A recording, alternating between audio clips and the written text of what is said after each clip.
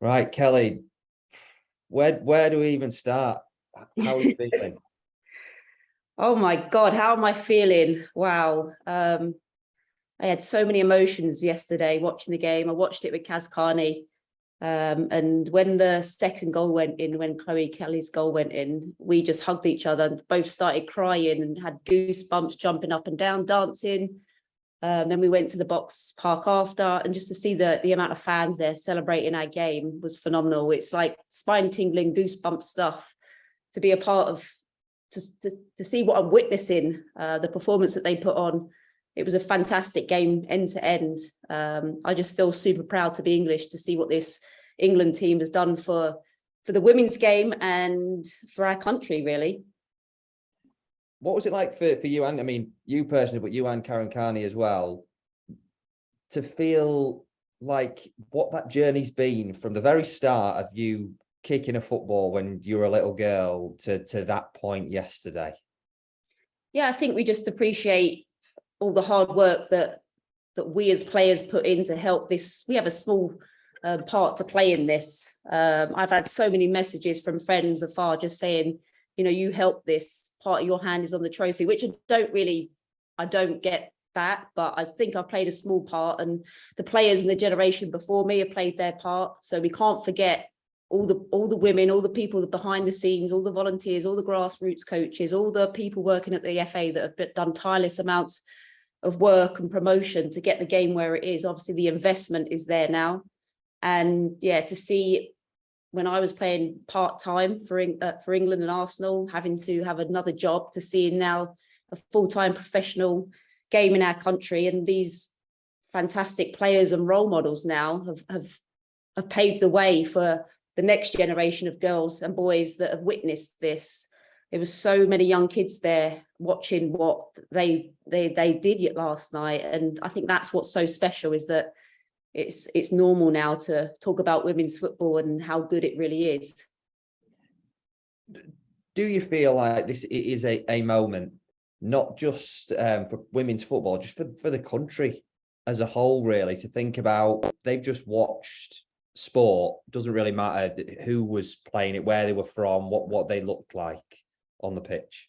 Yeah, it's football's arrived in this country, women's football, and for so long I've wanted this moment. I would have hoped this is the moment I would have liked to experience as a player. Obviously, it didn't happen for me. We got to the final but lost. But this group of players just took this opportunity and have really galvanized a whole nation. The front pages, back pages of the papers today, it's just covered with glorious pictures of them celebrating that final whistle, players on their knees, players playing in the confetti, have the England flags wrapped around them. It's just so special to witness and see, and the press have really picked up on it and given it the coverage that it finally deserves. And it's such a proud moment, especially for me and for all the England fans, to see what's happened in our game. You played a fair amount of your career in America, and the only real comparison that you can draw from yesterday was when the USA won the World Cup in front of whatever it was, their 90,000+ fans. And that kind of opened the door to football in the US being this huge thing for women over men. Does it feel like this is the same moment for football in Britain for women now? Yeah, it's a groundbreaking moment to win your first ever major tournament. Especially, it's super special because it's on home soil, and we all got to witness it that last night. 87,000+ people screaming for England. It's just phenomenal. And I think when Chloe Kelly took her top off, it did remind me right then of Brandi Chastain doing it in the '99 World Cup, and what an impact that had on the US national soccer and their nation. And hopefully now it's going to have the same impact. I'm just hoping now that the fans that have come to watch them support the Lionesses now come out and support them in the Barclays FAWSL. That's what we want to see. All these new fans come and support these players that are now household names and role models that we all know about, and they play in our country. not just the Lionesses, but all the other European players that are playing in our league, top players. We've got a real good quality product now, starting on September 11th. So, yeah, for those fans now to support our club system. Away from all of that and the fantastic, hopefully, impact that it has on the country and the legacy, what kind of achievement is it that Sarina Wiegman has pulled off? Less than 12 months as manager, and she's only the second manager in the history of English football to win a major tournament. Yeah, I don't know what she's got, but I want some of that. She's got a magic wand that she's just sprinkled over this England team, because they just really embraced the tournament. I think her calmness, composure, the way she manages the girls individually and collectively, she's just done wonders for our game in this country. And to do it, like you said, I think September she was appointed. That's why the FA brought her in, to win a major tournament, and they got it right. A couple of times in previous, probably managers weren't the right fit, but she's certainly been the fit this tournament. And you can see that the players celebrating with her after, how much it means to both Sarina and this team. Super special moment, and she certainly drove this Lioness side to some really beautiful moments.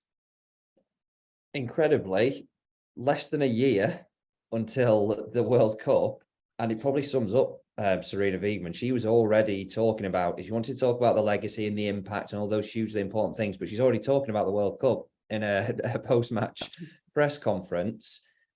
How far can this team go? Well, winning a tournament like this in the manner that they have bodes well for massive amounts of confidence. They dug deep in a lot of the games, Spain especially, when they were outplayed and possessed, but they still managed to find a way to win. And I think they've got over that mental block now of beating Germany. I think previous to this game's 27 times they played each other, England have only beaten Germany twice.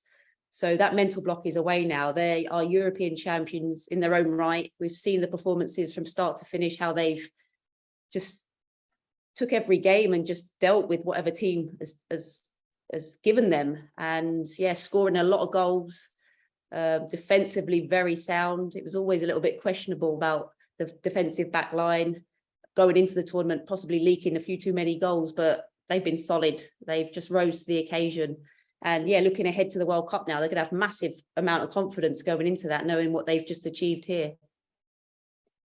Now, we haven't given too much focus to individual players for the England team just yet, and that's because we're gonna run through your team of the tournament, and pretty boring. We'll go just chronological order. Goalkeeper first, and if you could talk us through, Kelly, and then we'll talk about each of your selections. Okay. Well, could I just pick the whole starting 11? They started every game because they won us the tournament. I'd have to go Mary Earps in goal, because she's had a fantastic tournament, called upon big moments in the Sweden game when she had to make a save 23 seconds in. And she was outstanding last night.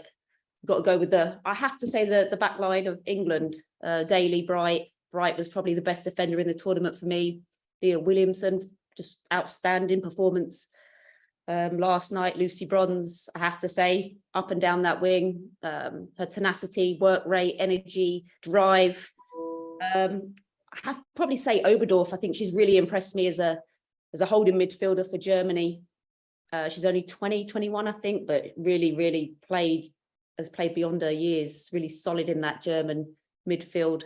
I can't leave out Kira Walsh, so I'll probably play two holding midfielders. I thought Kira Walsh, like yesterday, her passing range, vision, quality on the ball, and that pass that set up Ella Toon was just delightful. The weight of pass on it just set Toon on her way. Toon took that one touch and then the beautiful chip over, but it was all made by Kira Walsh. Can't leave Beth Mead out, player of the tournament, top goal scorer. There's no way she's not making this top 11 side. I would have to say Russo for what she's done, coming off the bench, having an impact in every game that she's played, 4 goals. That's unheard of in tournament football, and she's certainly going to be pressing Ellen White now for that starting role, I guess, moving forward to the World Cup qualifiers. And I'd probably stick Pop out on the left. You can't leave Pop out, even though she missed the final with that muscle strain or whatever it was. I think what she's done in this tournament for herself and her national team and all the German fans has been second to none. Devastating for her, but what a tournament she had up until that point. Are we missing one? Or is my maths off? Yeah, I've got another one in the middle of the We've got a park. bit of space. We can get one more midfielder in there, or we can stick someone as a wide forward. Shows that I was listening. Oh, I would probably say Huth from Germany.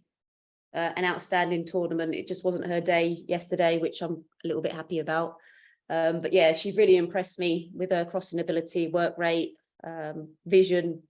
She's got it all. And yeah, I've gone majority England, which I had to because of the success that they've had and picking up the trophy. But there are a couple of German players that I've been super impressed with.